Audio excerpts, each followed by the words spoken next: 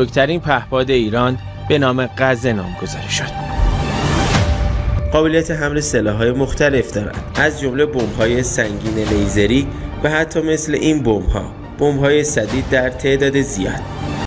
برای این پهپاد می شود 25 مأموریت مختلف تعریف کرد که یکی از آنها شناسایی است. اینجا فرمانده نیروی هوافضایی سپاه در حاشیه بازدید فرمانده کل دستور می دهد به یگان پهپادیش که به اهداف تعیین شده حمله کند.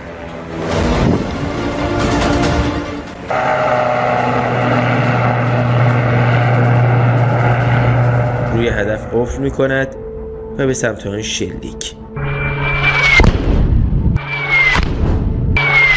هر هدف یک شلیک. در مجموع 8 هدف تعیین شده با 8 بمب سدید ارتقا یافته منهدم می شود.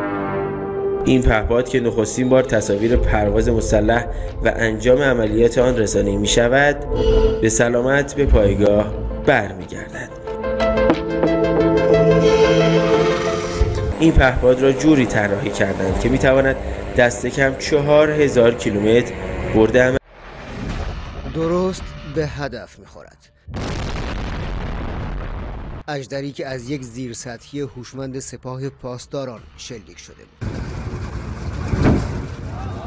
برد و مأموریت این اژدر و زیردریایی هوشمندی که آن را شلیک کرده بود محرمانه است. این شلیک در نخستین روز رزمایش نیرویی پیامبر اعظم 19 نیروی دریایی سپاه انجام شد. رزمایشی با نام شهید حسین منجزی که در آبهای خلیج فارس در محدوده استانهای بوشهر و خوزستان آغاز شده. انفجار و انهدام شناورهای دشمن فرضی که قصد نزدیکی به سواحل جمهوری اسلامی ایران را داشتند از مهمترین برنامه‌های روز اول رزمایش نیروی دریایی سپاه بود.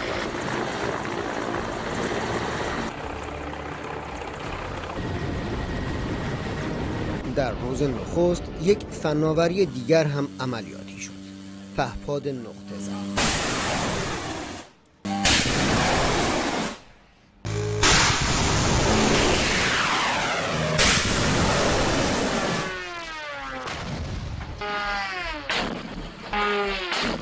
در ادامه موشک‌های شناوری سطح به سطح هم شلیک شد.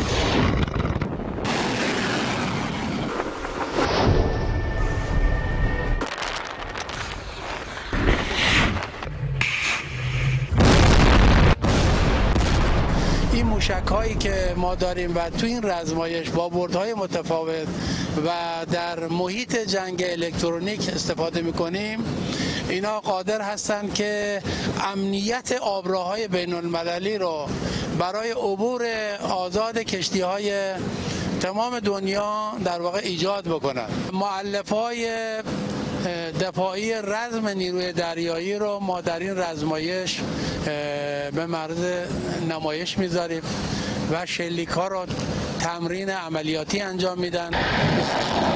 با اجرای عملیات رزمی، واژه آتش‌ریزی ترکیبی و همزمان وارد ادبیات دفاعی نیروی دریایی سپاه شده است. ادبیاتی که امروز فرماندهان برای نمایش آن لایه‌های چندگانه تهاجمی تعریف کردند.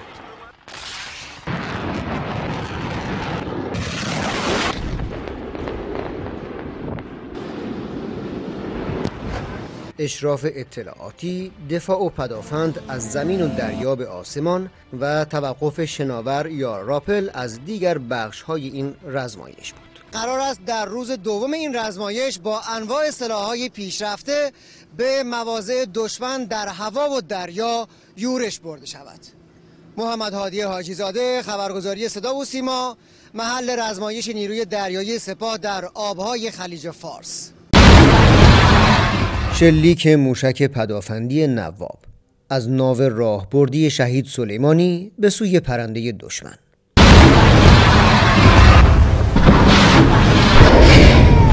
پهنه گسترده و نیلگون خلیج فارس امروز هم آوردگاه دریادلان نیروی دریایی سپاه بود. جزیره فارسی یکی از کانونهای ویژه رزمایش در روز پایانی است.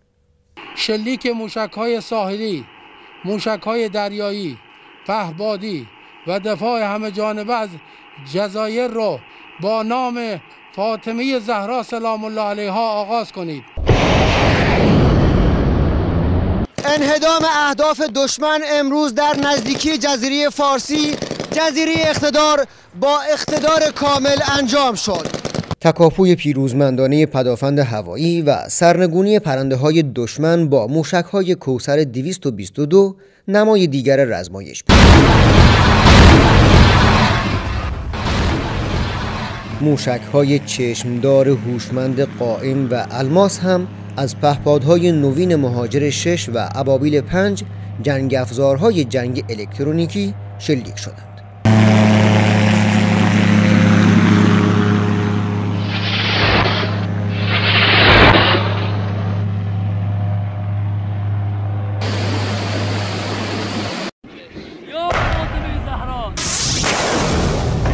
هوش مصنوعی یعنی میتواند اهدافی رو در سطح چک پوینت کنه و اهدافی رو در ارتفاع در واقع بتونه پونتش عوض کنه و ارتفاع بگیره بیاد پایین و دقیقاً میاد زیر 1 متر و هدف مورد هدف قرار میده. دقت هدف زنیشون رو بالا بردیم. مقابله با جنگ الکترونیک در موشک‌ها ما تو این در واقع رزمایش و امروز ما استفاده کردیم. برای تکمیل چرخه دفاع و تهاجم موشکی، شناورهای ذوالفقار، صیاد و عاشورا آرایش عملیاتی گرفتند.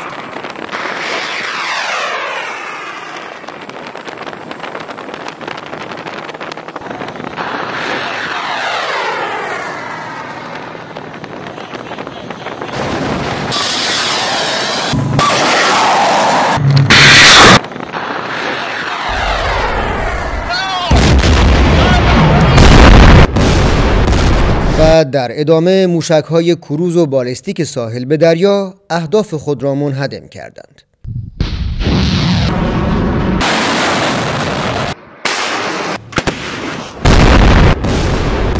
پیام رزمایش صاحبخانه خلیج فارس را آنهایی که باید ببینند و بدانند دیده‌اند و دانستند. محمد هادی حاجی زاده، خبرگزاری صدا و سیما، رزمایش نیروی دریایی سپاه در خلیج فارس. خلیج فارس محل مأموریت مناطق دوم و سوم نیروی دریایی سپاه. همزمان بیش از 30 موشک کروز ضد ناوشکن از ساحل و دریا به سمت اهداف شلیک میشه. اهدافی شبیه سازی شده در مقیاسی بسیار کوچکتر از آنچه واقعیت دارد مورد اصابت قرار میگیرند. عملاً هجوم همه‌جانبه علیه هدفی چون این ناو تمرین می شود. همزمان چند شناور به جز پایگاه‌های دریایی از پایگاه‌های زیرزمینی شناوری خارج و به اهداف حمله می‌کنند. این موشک‌های جدید نسل گستر جنگی جدید که مقابل جنگ الکترونیک دشمن مقاومت می‌کند. دقت هدف زنیشون رو بالا بردیم.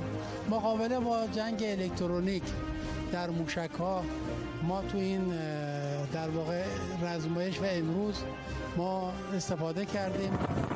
شناورهای ذوالفقار طی ارتقای جدیدی که پیدا کردن می توانند سریعتر از قبل حمله و همچنین هدایت موشک‌های کروز خود را با هوش مصنوعی انجام دهند. یعنی دیگر لازم نیست حتی تا لحظه آخر اصابت رادار شناور روی آن قفل کنند.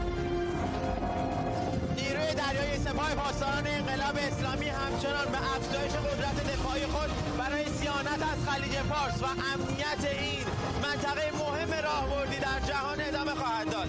یونس شالو، خبرنگار